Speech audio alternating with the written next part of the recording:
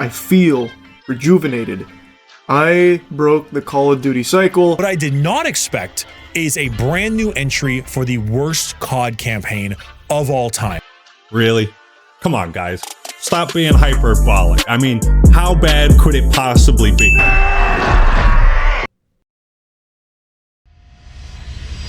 Hey, welcome back. Today we're going to talk about why it is Call of Duty might be the end of AAA gaming in its entirety and what that means for you, the consumer. It seems like AAA is finally collapsing under its own weight. Black Ops 7 didn't just flop because the game is bad. It flopped because it represents everything wrong with AAA gaming.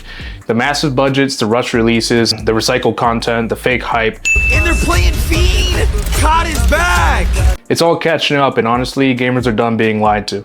And you already know how this went. The CGI trailer, the fake gameplay, the influencers paid to say that it's the best one yet, and the real game drops, and nothing is like what they said or showed. Black Ops 7 has built its entire marketing campaign on nostalgia and cinematic trailers, but the second it launched, players realized that this feels like a reskinned Black Ops Cold War from 2020.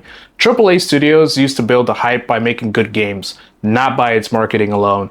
And marketing can only carry a game so far. If you look at games like Silksong, it didn't really have a lot of marketing behind it. It just dropped a teaser trailer and then it just dropped the game. It did so well that the people behind Silksong received a lot of messages from insiders within the community saying that they should charge a lot more than the price tag that they've had because it just makes other games look bad. And this is the state that we're in with AAA gaming. You have games like Arc Raiders that are doing better than not only Call of Duty, but Battlefield. This isn't just a trend, it's just a reality that we live in now. And unfortunately, these developers and these studios and the shareholders have to realize that gamers are only going to really want to play games that are good and actually worth our times, especially if we're going to try to ask more money for these games. Arc Raiders is $40, and me and my friend have a lot more fun playing that and games like Helldivers than we do Call of Duty and, Battlefield. Battlefield is a great game and is a nice, refreshing take on the first-person shooter, but quite frankly, it's the same kind of feeling that you're going to get from any kind of first-person shooter. It's just a very competent first-person shooter, and that's why people like it so much over Call of Duty,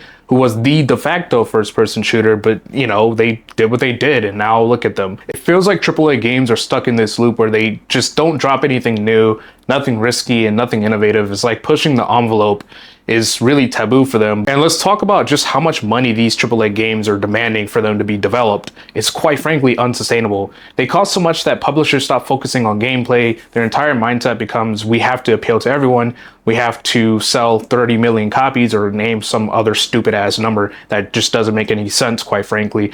And so instead of designing for fun, they design for analytics, retention metrics, and monetization practices. Instead of gaming being a hobby or a reflection of life and art, it's a corporate way to just make more money and make people richer. It's no longer about art, about sending a message, about making people think, about making people feel a certain kind of way. It's about checking boxes that they know people will want somewhat, and it will lead to a sale. And the AAA games that are really suffering the most are the ones that are being forced to be live service games.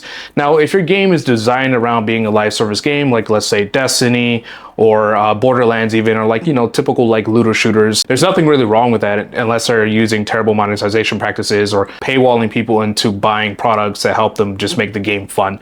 But typically the whole, let's do a battle pass, let's become a Fortnite Destiny 2 hybrid. And it just feels like they're trying to chase after every little trend instead of trying to carve out their own segment in the industry.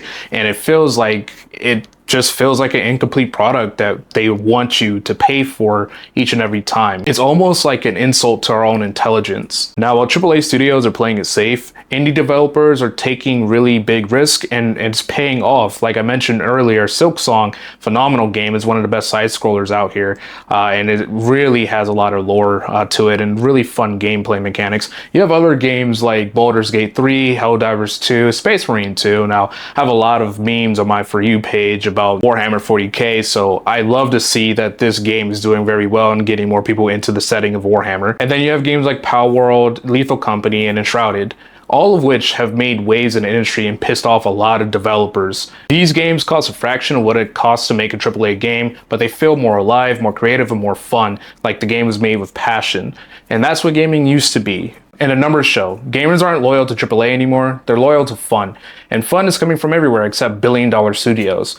Black Ops 7 wasn't just a bad release, it was a wake-up call. Black Ops 7 failed because AAA studios refuse to adapt. They think that a bigger budget equates to a better game, more microtransactions means more engagement, nostalgia is a guaranteed success, and live service is an infinite money pool, kind of like, you know, what Destiny 2, Grand Theft Auto, other live service games of that stature. You don't necessarily need that $70 game to have fun with your friends when games like Repo exist. You know, in games like Helldivers or games like Arc Raiders. These games literally cost less than what a full retail game would run you. Gamers are tired of being sold the same game for 15 years straight. AAA gaming isn't dying because gamers changed. It's dying because AAA studios stopped caring about what making good games meant. Black Ops 7 wasn't just a flop, it was a warning. And if big studios don't start making changes, they're going to get replaced by these indie devs. But hey, that's just my thoughts on it. Let me know your thoughts down below in the comment section.